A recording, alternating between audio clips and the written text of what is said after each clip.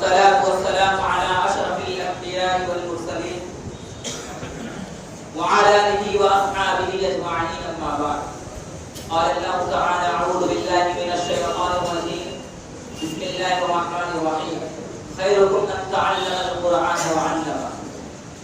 محترم سامعین کرام، مشرق اساتذہ کرام اور آئے ہوئے حکم صاحبان، آج کے اس سالانہ انجمن میں آپ لوگوں کے سامنے جس موضوع پر گفتگو کرنا چاہتا ہوں، میرا موضوع بیان ہے عظمت قرآن اور ہمارا معاشرہ. آج کی یہ محفل قرآن مجید کی عظمت کو سننے کے لیے جمع ہوئی ہے، جس نے صحراؤں کو علم کے گلستہ بنا دیا، جس نے پتھر کے دلوں کو موم کر دیا، جس نے گمراہ انسانیت کو منزل دکھا دی، جس کا نام قرآن ہے.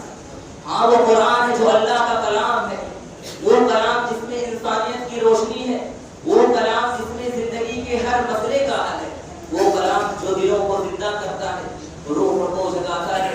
لیکن کاش ہمارا سماج قرآن مجید کے عظمت کو پہچان لیتا، کاش کہ ہم اس کتاب سے وہ رشتہ جوڑ لیتے جو صحابہ نے جوڑا تھا. میرے پیارے بھائیو، قرآن کریم کوئی عام کتاب نہیں ہے، یہ اللہ رب العالمین کا آخری کلام ہے، جس کے بارے میں اللہ تعالیٰ فرماتا ہے: ذالک الکتاب لا ریب فیہ ھدی للمتقین. یہ وہ کتاب ہے جس میں کوئی شک نہیں ہے اور متقیوں کے لیے ہدایت ہے. قرآن ہر دور، ہر قوم، ہر زمانے کے لیے ہے. اللہ تعالیٰ نے فرمایا: وما ارسلناک الا رحمۃ للعالمین. جب نبی صلی اللہ علیہ وسلم کی بعثت تمام جہان والوں کے لیے، تو آپ پر نازل ہونے والی کتاب بھی تمام انسانیت کے لیے. میرے پیارے بھائیوں، قرآن مجید کی عظمت کے بارے میں اللہ تعالیٰ فرماتا ہے: خیرکم من تعلم القرآن وعلمہ. تم میں سے سب سے بہترین شخص وہ ہے جو قرآن کو سیکھے اور سکھائے. اس حدیث سے واضح ہے کہ قرآن نہ صرف ہماری دنیا کو سنوارتا ہے بلکہ آخرت میں بلندی کا ذریعہ بنتا ہے. میرے پیارے بھائیوں، قرآن مجید کی عظمت کے بارے میں اللہ تعالیٰ فرماتا ہے: لو انزلنا هذا القرآن على جبل لرأيته خاشعا متصدعا من خشية الله. اگر ہم نے اس قرآن کو کسی پہاڑ کے اوپر اتار دے تو پہاڑ بھی اللہ تبارک و تعالیٰ کے خوف سے ریزہ ریزہ ہو جاتا. تو اے مسلمانوں، سوچو، جب پہاڑ بھی قرآن مجید کا عظمت کو برداشت نہیں کر سکتا تو ہمارے دل کیوں سخت ہو گئے ہیں؟ ہم کیوں نہیں قرآن مجید کی آواز کو بگڑ دیتے؟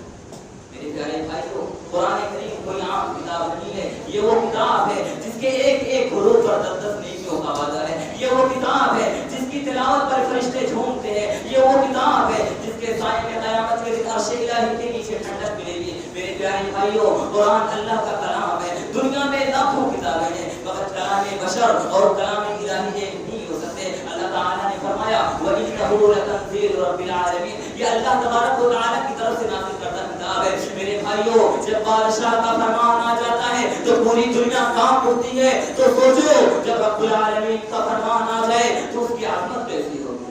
میرے بھائیوں، جب قرآن آیا تو جہالت علم میں بدل گئی، ظلم عدل میں بدل گیا، بت پرستی توحید میں بدل گئی، نفرت محبت میں بدل گئی، بے حیائی حیا میں بدل گئی. یہ قرآن کی تاثیر تھی. میرے بھائیوں، آج لوگ نفسیاتی پریشانیوں میں مبتلا ہے، دل بے چین ہے، گھر برباد ہے، معاشرہ ابھرا پڑا ہے اور قرآن چیخ چیخ کر کہتا ہے: الا بذکر اللہ تطمئن القلوب. اگر تمہارے دلوں کو سکون ملے گی تو اللہ کی ذکر سے ملے گی. میرے پیارے بھائیوں، آج قرآن کا حق ادا نہیں کیا جا رہا ہے. افسوس، ہمارے گھروں میں قرآن موجود ہے مگر زندہ نہیں ہے. رمضان میں ہم پڑھ لیتے ہیں لیکن پورے سال وہ الماریوں کے گلاف میں سویا رہتا ہے. کیا یہی قرآن کا حق ہے؟ کیا اسی لیے قرآن نازل ہوا تھا؟ نہیں میرے پیارے بھائیوں، قرآن چھوڑنے کے لیے نہیں بلکہ زندگی کا قانون بننے کے لیے آیا تھا. اللہ تعالیٰ فرماتا ہے: وقال الرسول یا ربی ان قومی اتخذوا هذا القرآن مهجورا. رسول کہیں گے: اے اللہ، میری قوم نے قرآن کو چھوڑ رکھا تھا. میرے پیارے بھائیوں،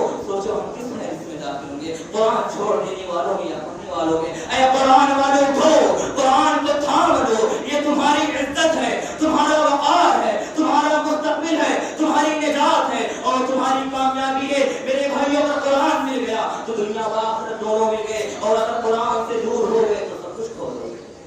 میرے پیارے بھائیوں، آج ہمارا سماج کہاں پر ہے؟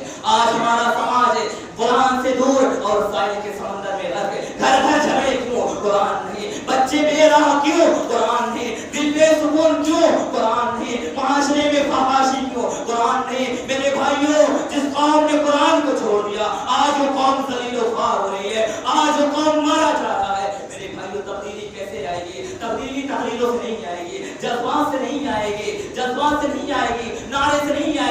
تبدیلی آئے گی جب دوبارہ ہمارے گھروں میں قرآن زندہ ہو جائے گا. اب آخر میں دعا ہے اے اللہ تو ہمیں قرآن کا سچا تاریخ بنا اور اس کتاب کی عظمت دوبارہ ہمارے گھروں میں زندہ کر دے. آمین. وآخر دعوانا الحمدللہ رب العالمین والسلام علیکم ورحمۃ اللہ وبرکاتہ.